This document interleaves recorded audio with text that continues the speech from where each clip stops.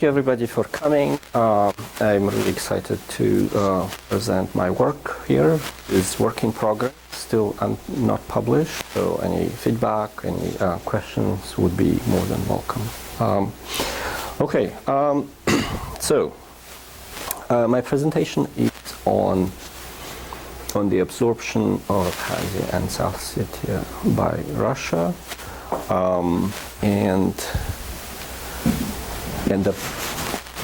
the overview of the presentation is on the screen. So first I'll speak about my research question, then previous research, what has been done on this issue. Then I develop my theory right in front of your eyes, and discuss hypothesis, and then basically see how the hypothesis correspond with the findings. I use process tracing as a method of inquiry, as well as topic modeling. Topic modeling is a technique that allows you to analyze large amounts of textual data using computerized algorithms. So, okay, state territorial expansion. It has been a very rare phenomenon since the end of the Second World War. But it has not always been like that. Just some 150 years ago, it was almost a norm that, one country attacked the other and grabbed sometimes its territory, if it could, and then they would conclude some sort of a peace deal. And in fact, in the 19th century, if you look at the 19th century history, the number of states over time was going down. Over time, there were fewer and fewer states. How? Because, smaller states were consumed, grabbed by other states. That said, this kind of expansion is not always hostile. And it has all kinds of shades, of course, between like very hostile grabs, like, expansionist war, but also relatively consensual. So one historical example you might look at is the unification of Germany and the unification of Italy. So in some way, in some parts, especially in the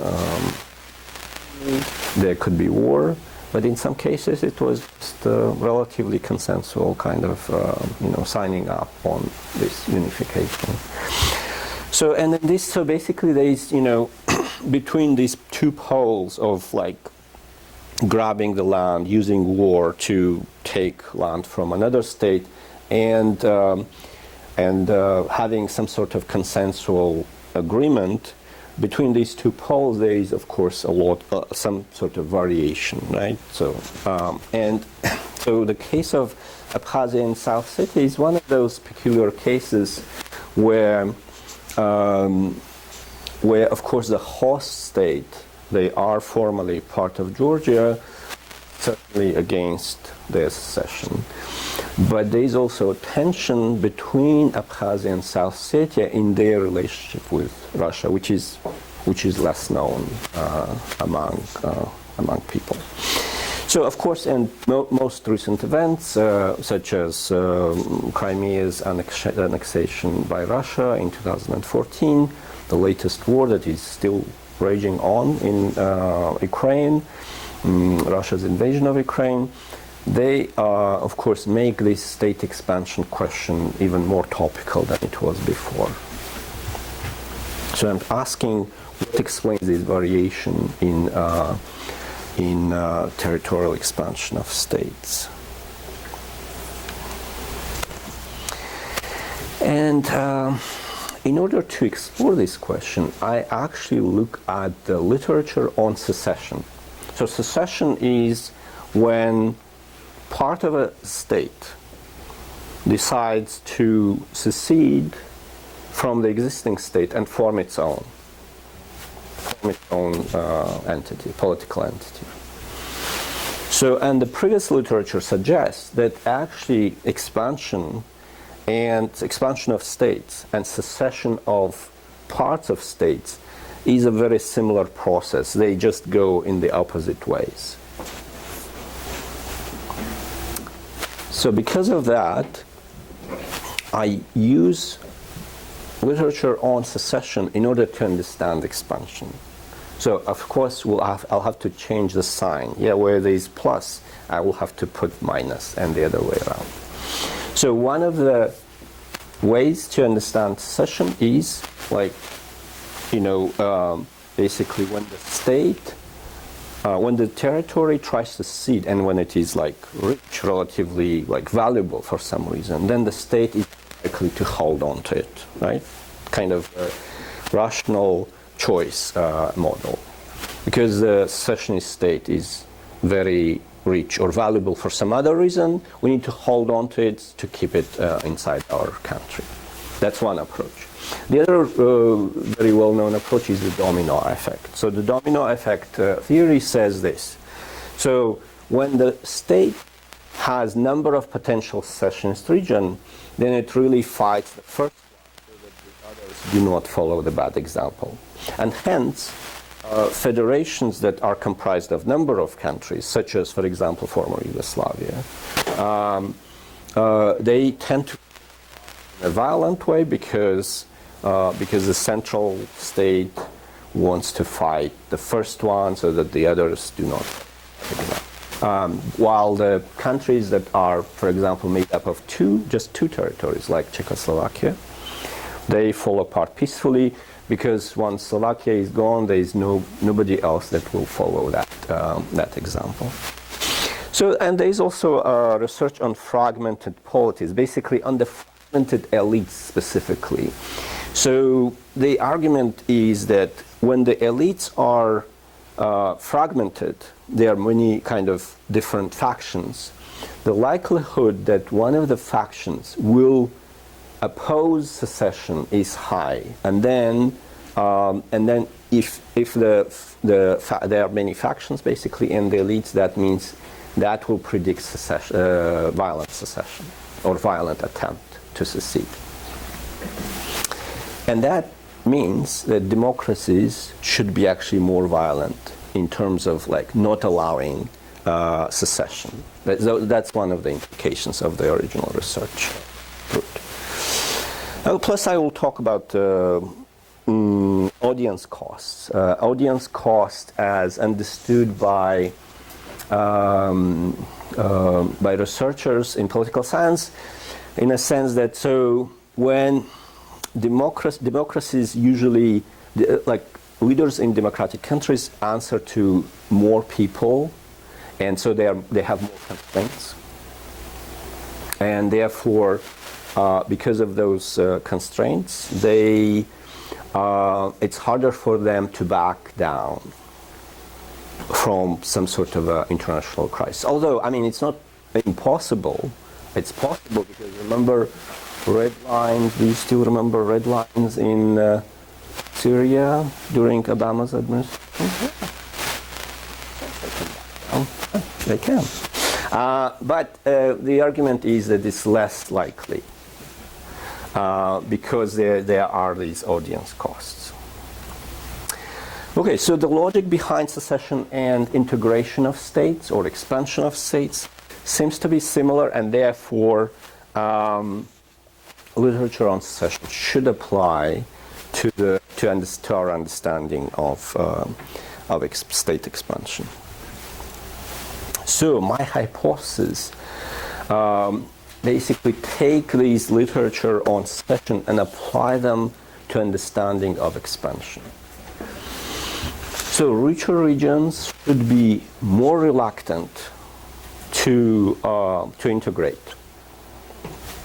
Why?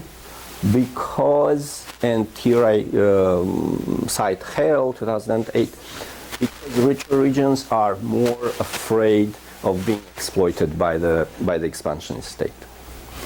if the region is poor, then there is nothing to exploit basically, or little to exploit. In fact, it could even benefit from that integration with the. When I hear this, I'm always, oh my gosh, it's over. But yeah, no, it's not over. Good. So integration is of integration of richer territories should be harder. Why? Because they are more scared of being exploited. And the other way around. If you are a poor region, then kind of you're not going to lose much basically by being integrated into a larger entity. That's the logic. Ethnic differences. So pretty much in all or almost all secessionist cases, there are ethnic differences between the secessionist region and the core state. And the hypothesis here is that the greater cultural differences should predict harder time for integration.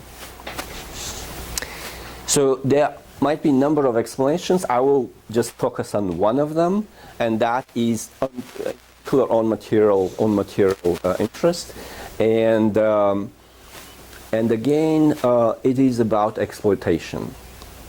It is easier to exploit ethnic others than ethnic, like, in-group.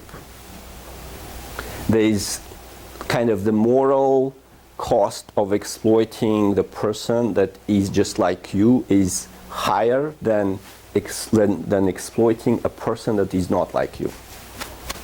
And again, you could go back to like researching neuropsychology even, and kind of how ethnic biases and things like this they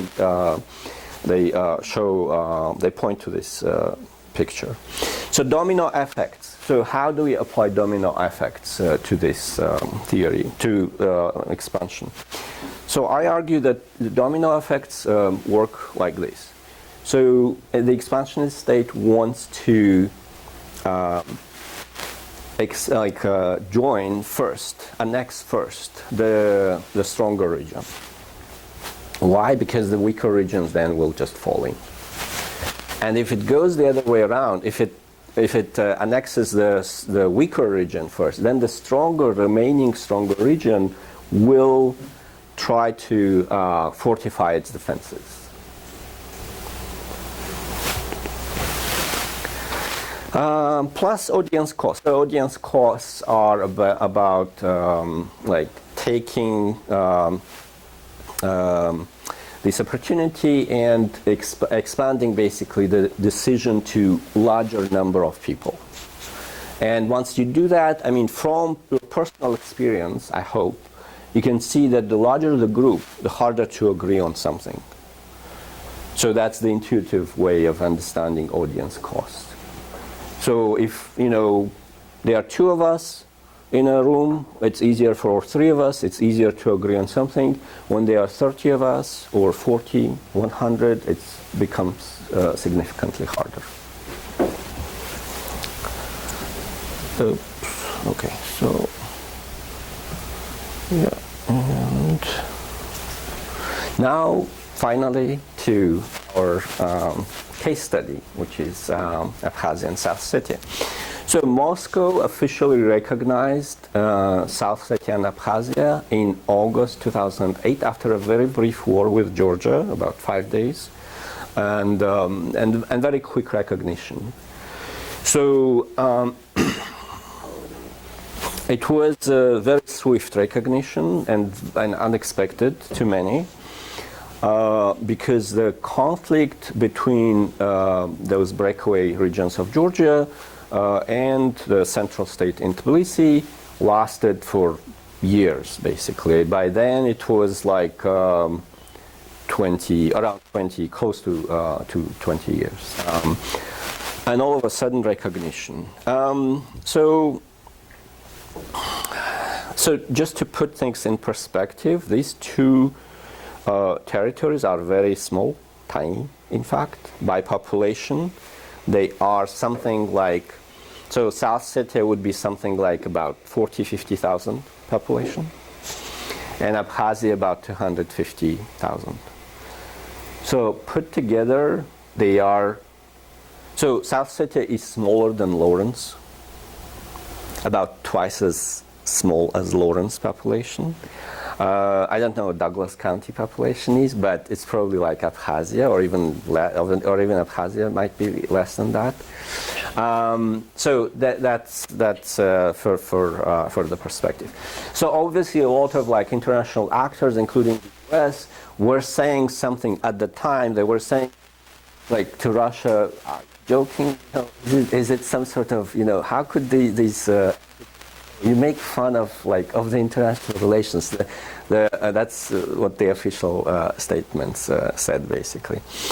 Okay, so maybe because of that, or because of some other reasons, after recognizing those territories, started to take steps actually to remove their institutions, to simplify control over those territories and things like this. So, of course, they both depend heavily on Russia in terms of their economies, in terms of security, obviously. They both have military bases there, with little personnel left by now due to the war in Ukraine. But originally they hosted approximately 4,000 strong groups there, Russian on the Russian military bases. But interestingly enough, even though they are heavily dependent on Russia, more so South Ossetia than Abkhazia,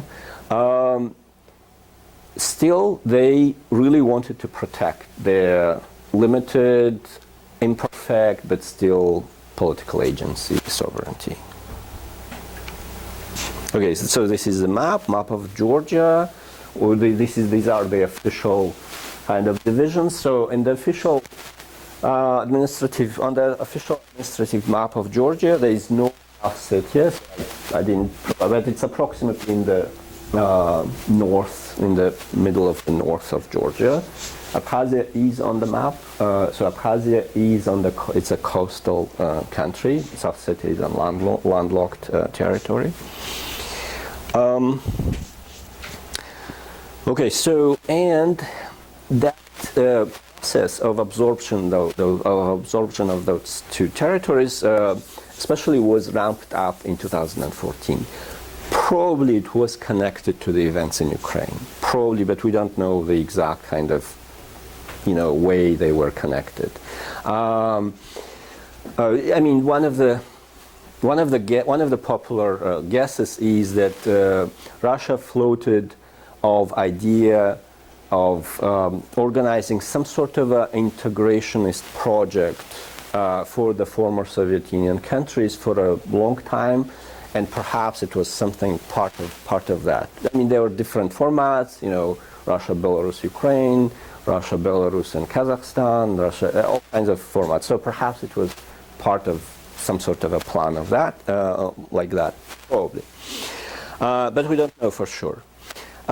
So Russia sent their treaty on project on cooperation and integration to Abkhazia first, then on alliance and integration to South Ossetia, and both territories rejected those treaties. And they both. How do you know that both territories rejected those Russian projects? Because they made them public. So both Abkhazia, first Abkhazia and then South Ossetia, just leaked the international treaties that Russia was offering. So, and then that's what we call audience cost, because once you leak it into the public, and why do you leak it, right? I mean, because you're unhappy with this. That's one reason. And the second reason, because how do you negotiate with Russia with a population of 50,000 or 200,000? How are you going to negotiate with Russia with all kinds of forces and dependencies. So this is one of the ways of negotiating. You lick it to the public, and then you start kind of saying, oh, see, people are unhappy. We should do something about it. Easy, right?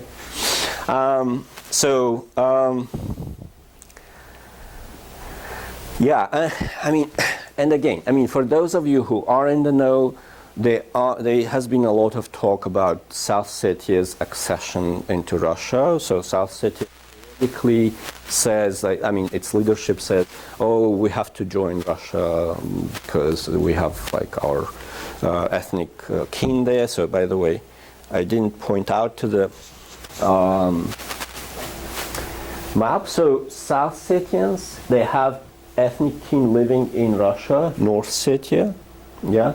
While Abkhazia, they don't have ethnic kin living in Russia. So that's the big difference one of the big differences between the two territories, and we'll come back to that later.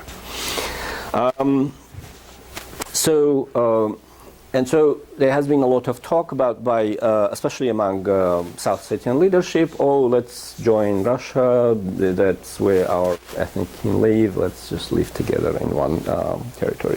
But interestingly enough, in the project that Russia submitted to South Ossetians, there was a clause that said, eventually South Ossetia will become part of Russia.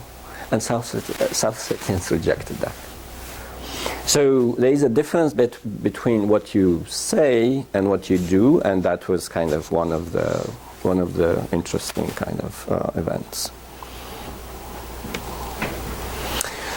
Okay, so apart from comparing those treaties together, I also do what we call text analysis, right? Using LDA algorithms, which basically take, so if you have a lot of textual data, the computer might go over that data and cluster it to topics, and then extract number of topics that you either predefine, or there are algorithms that also kind of automatically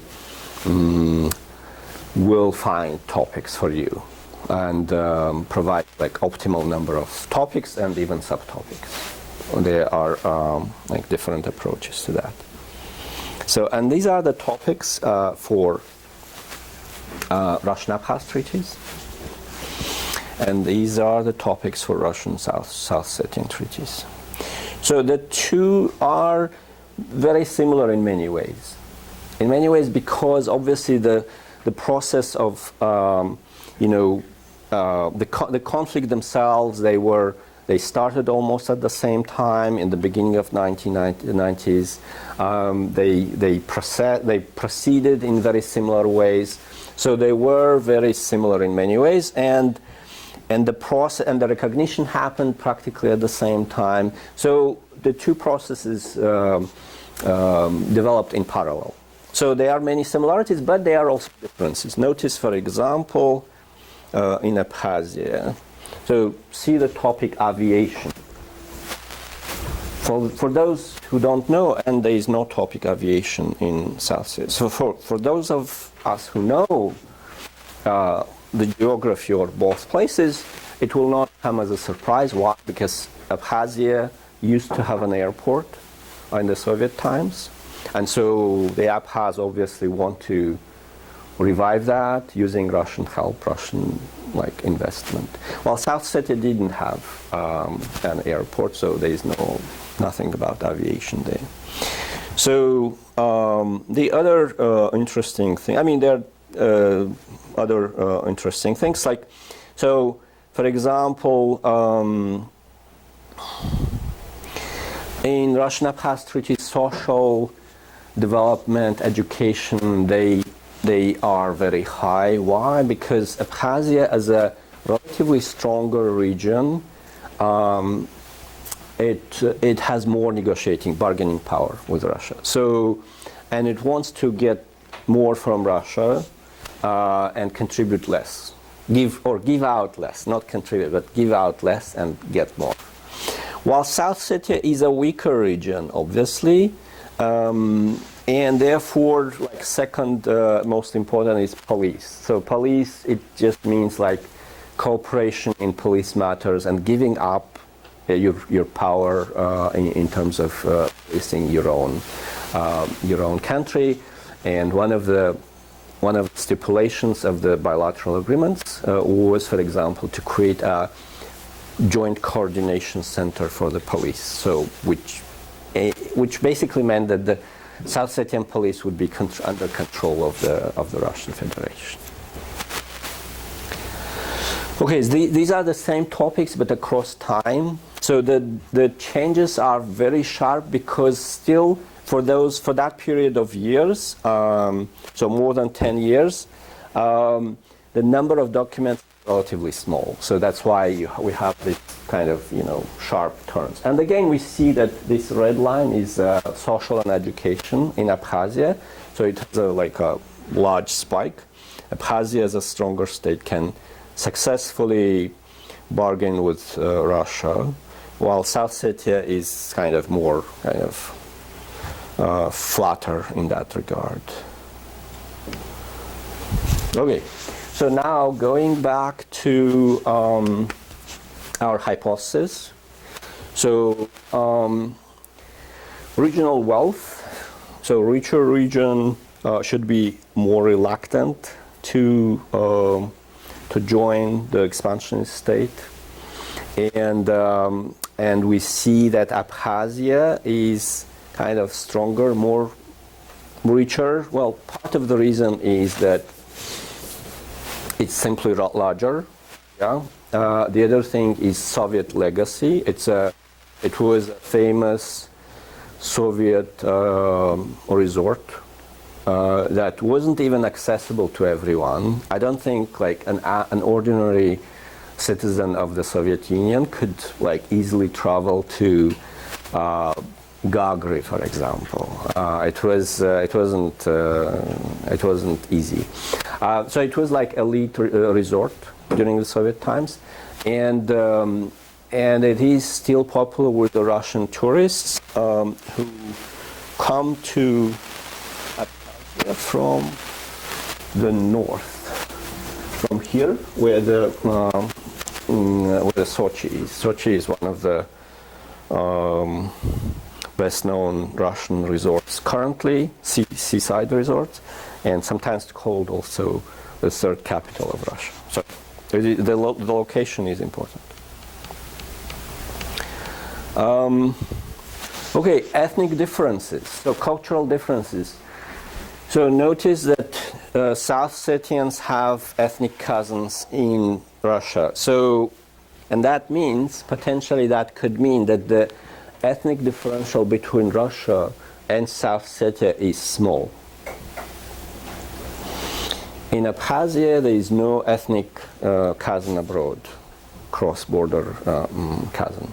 So the ethnic difference or cultural difference is supposedly larger. So that's one of the ways of approaching this issue. But of course you could say, but both South Ossetians and Abkhazians, they both speak Russian. So what's the difference? That could be one of the criticisms of this approach. So the domino effect. Abkhazia definitely tried to withstand this pressure from Russia much better than South Ossetia. For example, even though South Ossetian leadership has repeatedly stated that we want to join Russia, the Abkhaz leadership repeatedly stated we don't want to join Russia. So even though, of course, there was some hypocrisy in the South Ossetian official statements, as previously pointed out, still we can assume that there is certainly greater support for integration with Russia in South Ossetia than in Abkhazia. Okay, so audience cost we demonstrated both South Ossetia and Abkhazia, they leaked those documents, the project, the treaties so that they negotiate a better deal with Russia. So in terms of regional wealth, so it's wealthier and less willing to become part of Russia. Ethnic differences, it is Abkhazia again less willing to join Russia. So domino effects. So if you were Russian Federation, you could relatively easily annex South Ossetia, while it would be much harder to do with Abkhazia, because the Abkhaz government doesn't want that, and the Abkhaz people apparently don't want that too. You might say that, oh well, it's a small territory, you could send in like a regiment of Russian forces and just solve the issue very easily.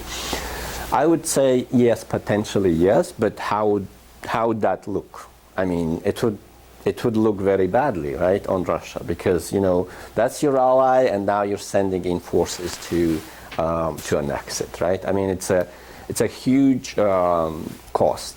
It's a huge cost which Moscow apparently has not been able to shoulder so far, at least. Okay, so yeah. Okay, so basically that's pretty much all that I wanted to say. Very briefly, it's a full-sized paper, but in a small presentation, I have only so much time to speak about this. So as a wealthier and more self-sufficient territory, Abkhazia is less willing to integrate with Russia, while South Ossetia is significantly poorer, and also there is greater sense of affinity with Russia, ethnically based affinity, and it is more willing to be absorbed into Russia. And also it appears that, and I provide some anecdotal evidence, because obviously the Russian government will not officially say that, well, first we aim to annex Abkhazia and then South Ossetia. They won't say that. But given the recent history, what happened in Ukraine, Putin first said, oh, we don't want to annex Crimea. Crimea is Ukraine. And then a couple of weeks later, little green men appear in Crimea, and then, well, we have to listen to the people. They decided to join Russia. So things change like that, right? So for better or worse, we cannot simply rely on what leaders say, especially if they are, non-democratic. They don't answer to, for their words to their own constituents, and it's very easy for them to backtrack on almost whatever they say. But we have to use kind of circumstantial evidence, and for Russia, in the Russian case, circumstantial evidence oftentimes are the statements by well-placed pundits who focus on these territories, for example, and who are thought to express the official views of the Kremlin without making the Kremlin look bad, right? Because, okay, if Putin says, oh, we're going to capture, I don't know, Ukraine or Belarus, that won't look good before the war, at least, right? It will sound strange. But if some sort of a pundit says that, then, yeah, well, it's just one of the, we have a democracy. Everybody says whatever they want, but especially if they say exactly what we want them to say. So we have to, in cases like this, we have to use, kind of circumstantial evidence. And, with the reviewers, I find it actually difficult to sell, because so far, at least, some reviewers at least, they say, oh, but Russia, never said that it intended to capture or annex this territory and that territory, and they completely forget about Crimea, about other things that have happened. That, well, of course, why would you say that you're going to do something bad before you actually start doing it. Okay, well, that said, also, I mean, I want to emphasize the complexity of these annexations and expansion and integration of states. Notice even the words are, some of them are negatively charged, like, annexation or expansion even, or aggression, definitely, right? But integration is very different, right? So, and even in this small sample, like literally 2 territories, there is this substantial difference. So while if Russia moved on to annex Abkhazia today, it would be definitely a hostile or semi-hostile annexation. At the same time, if Russia moved into annex South Ossetia today, it would have been relatively, there would be very little, if any, resistance on the ground. Yeah, so it would look more like kind of consensual, move. I mean, locally, of course, Georgia would definitely mind against that. The West definitely would mind against that, but there's this kind of big difference between these 2 cases. And I think I'll stop at okay, this is for you guys. So, thank you. So this is very political science talk, and I realize there isn't like a lot of, mostly the people are not from political science, so I tried to make it work. I hope you got some interesting stuff. It made sense to me as a non-political okay, good. scientist. That was great. Do we have questions for Valery? So I know that a lot of your research has been about these 2 semi-autonomous regions, how they kind of want to build up their infrastructure using Russian investment, or maybe, like in the case of South Ossetia, maybe possibly join Russia. It just depends. What is the likelihood of them rejoining Georgia? Yeah, that's a great question.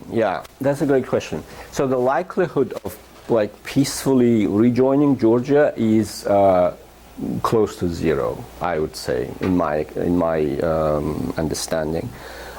Even though this idea of peaceful reintegration of those territories into Georgia is very popular in Georgia, and the belief is that once Georgia becomes more democratic, once it becomes kind of more prosperous, those territories, will kind of navigate back to Georgia.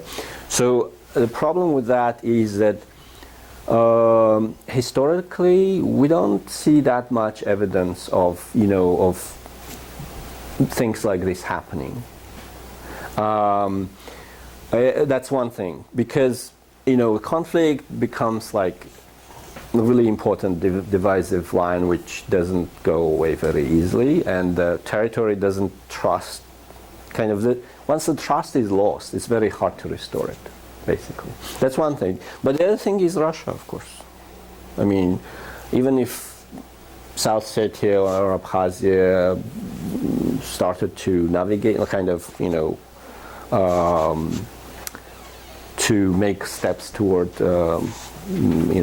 having better relations, even better relations with Georgia, that's a big no-no for Russia, and that would be stopped at this point, at least. Yeah, of course we don't know. I mean, I should have said that we don't know what will happen in the future. Who knew 1 year ago that we'd see a large-scale war in Europe? Very few people, probably no one, and we see it now. So again, we don't know, but potentially, if Georgia became part of Europe, I would say, if that happened, then they would probably lose interest to South Ossetia and Abkhazia themselves. I suspect, because why? What's the point? I mean. Yeah, I mean, Georgia isn't losing out a lot because of those 2 territories, I would say. I mean, in terms of material kind of thing, because they are ravaged two territories that need a lot of like investment to, to bring them on par with the rest of the country, I would say. So what was the original inspiration for the groups in these specific regions to secede from Georgia? What makes them think that they should or shouldn't join Russia? Just talking when they initially did this and there was the Russo-Georgian War. Yeah. And what was like Georgia's actions that provoked them? Okay, yeah, that's a good question, but also it involves number of complexities actually. So first thing, if we go back to 1990, there was a law adopted. So the Soviet Union was falling apart. That's how far we should go back. And we could even go back even further. But okay, let's go to 1990. So the Soviet Union was falling apart. And Gorbachev tried to, Mikhail Gorbachev, who was the president of the first and the last president of the USSR. So he tried to prevent the USSR from falling apart. So in 1990, in Moscow, they devised a way of keeping the Union together. A very cunning way, which was to allow, so the Soviet republics, at least some of them, including Georgia, by the way. Georgia was among the first republics to seek secession. And I will remind you, the Soviet constitution that existed at that time formally allowed secession of the republics, even though, of course, nobody would have foreseen that the Soviet Union would ever like fall apart. But the constitution formally, the constitution was great in many ways, by the way, probably most democratic constitution in the world at that time. Trouble was nobody really, cared what it said. Nobody, its provisions were not carried out. So there was formal right for secession by the republics, Union republics, including Georgia. And then in 1990, Gorbachev adopted another law on top of that, which was, okay, Union republics, you may secede from the Soviet Union, but the autonomous republics within you will decide on their own whether they want to secede or not. And that was actually directed against like republics such as Georgia, and primarily perhaps against Russia itself, because Russia was one of the Union republics too, and it had a number of autonomous republics, like something like around 20. So if Russia, and because of the big contradictions between Gorbachev and Yeltsin, Yeltsin was the leader of Russia at that time, not of independent Russia, but of this republic, Union Republic. Because of these contradictions, it was thought a good idea to give greater power to these autonomous republics, so that the center, Moscow, can use them as tools to keep the Union together, to keep it from falling apart. It didn't work, as we know, but at the time it was so. So that's one of the first steps in this kind of to this conflict, but not the only one. And of course, like once South Ossetians and Abkhazians, they started making their claims that we don't want, so we are now republics too, and we don't want to secede from the Union. That didn't go well with Georgians, and so conflicts erupted fairly quickly. So initially they weren't even armed; they were just kind of crowd against crowd, something like this. Yeah. But the interesting thing is that even though Russia was one of the victims of this policy, basically, very quickly after the Soviet Union fell apart, the new Russia actually started using those conflicts in order to bring bring back basically some republics that fell off. So Georgia, so why Georgia? The problem with Georgia was that Georgia did not sign on to CIS treaty, so it did not become a member of the Commonwealth of Independent States, which was created after the USSR was disbanded. And so Russia used these conflicts to bring back Georgia into this organization, which was seen at the time by different people, differently. So okay, I think I should stop there, because this, I could answer this question for another half an hour, but yeah, so it's complicated, but yeah, I just pointed at some important points. Okay, so any other questions? Yeah. Well, did you have any idea why social education was developed so much for the Abkhazia proposal? Yeah, right. That's a good point. So social and education, the very essence of these concepts are about, so what do they mean? I mean, think about it this way. So imagine Abkhazia and South Ossetia.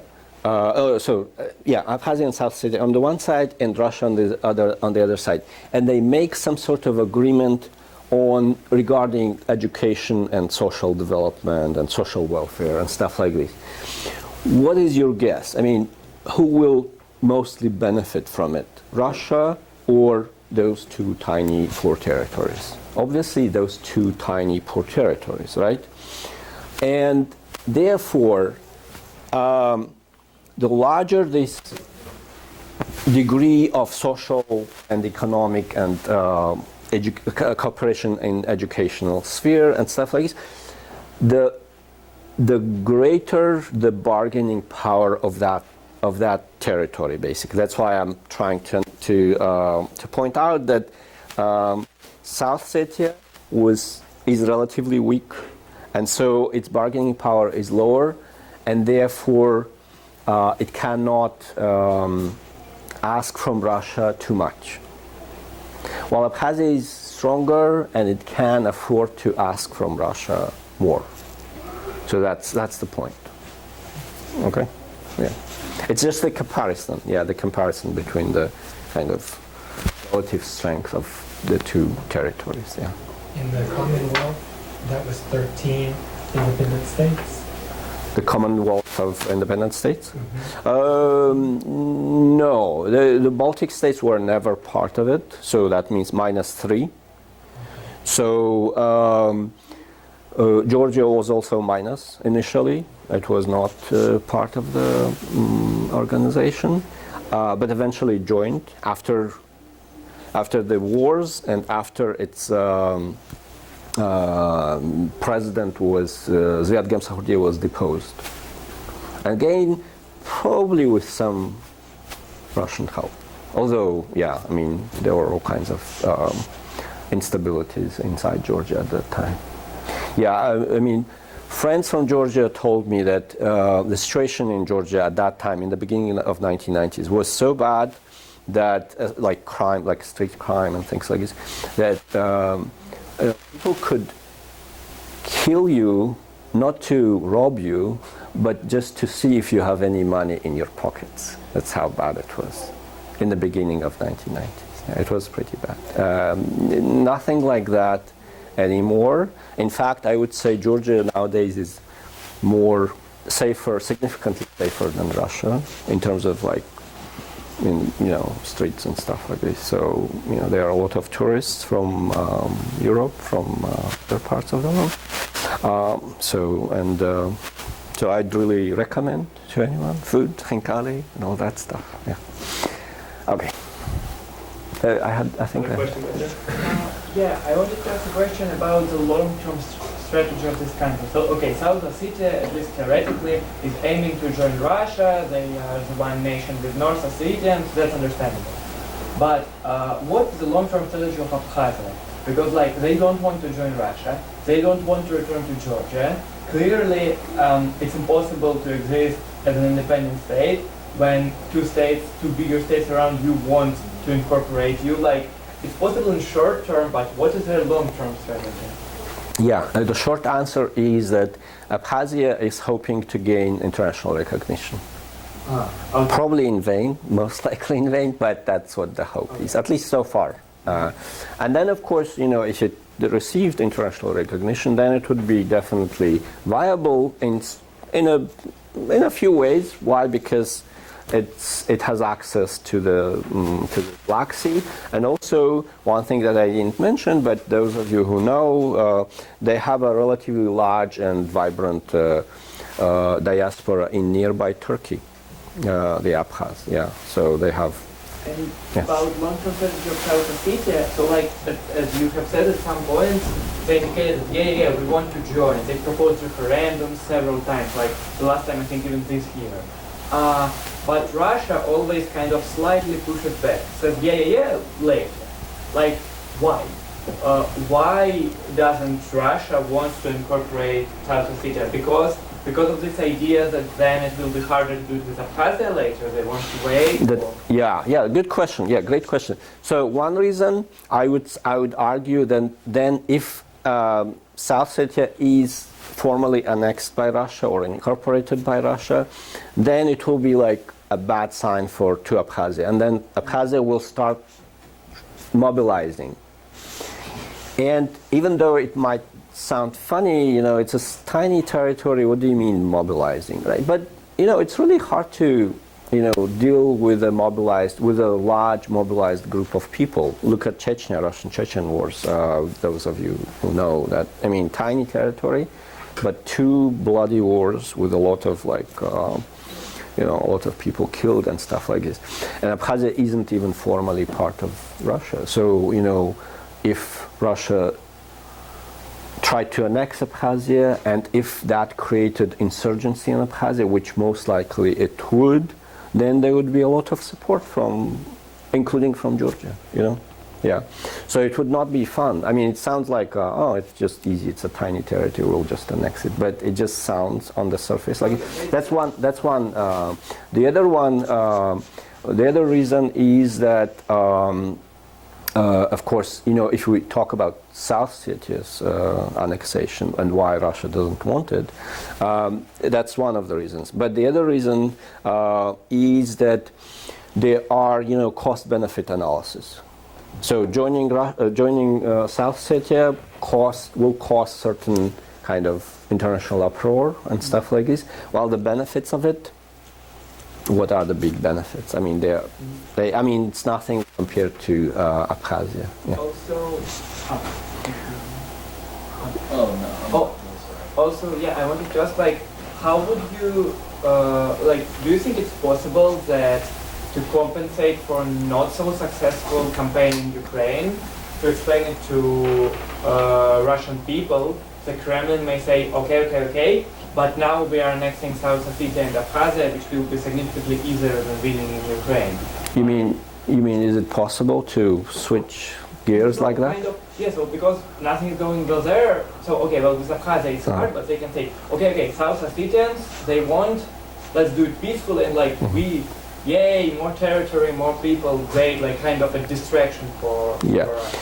Yes and no. First of all, of course, South Ossetia, nobody will care about South Ossetia in Russia after all these horrible things in Ukraine. I don't think it will distract much. So in that sense, no. But I remember the Soviet Union, the Finland War, Winter War in 1939, and 1939, 1940, and the Finns thought of the Soviet Union as they had an interesting phrase, a land-hungry country or something like this. So they thought of the Soviet Union as as basically attempting to grab any piece of land that is possible to grab, basically. So in that sense, yes. Yeah.